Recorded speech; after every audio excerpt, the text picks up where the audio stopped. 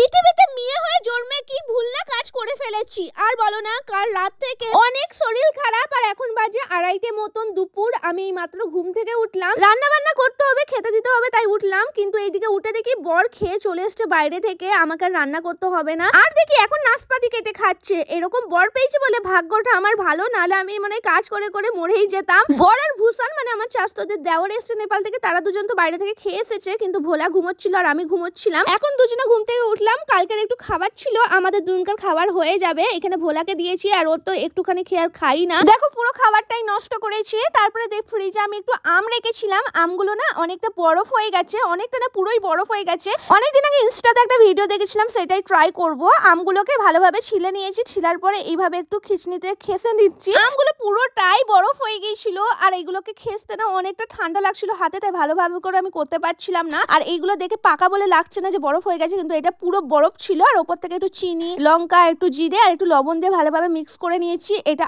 আম বরফ তৈরি হয়ে গেছে। এটা পুরো ঠান্ডা ঠান্ডা ছিল, খেতে অনেকটাই ভালো লাগছিল। এটা যে কোনো ফল দিয়ে এরকম বানানো যায়, তো আমার তো খেতে ভালো লাগছিল। তারপরে ভাবলাম চলো বরকে একটু খাইয়ে দেখি বর কি বলে। আমার বর তো যে কোনো জিনিস প্রথমে অল্প চেখে দেখে, তারপরে ভালো লাগলো তারপরে বেশি করে খাই। ওর খাওয়া দেখে বুঝতেই পারছো কতটা ভালো লেগেছে ওর। তো তোমরা ট্রাই করতে পারো।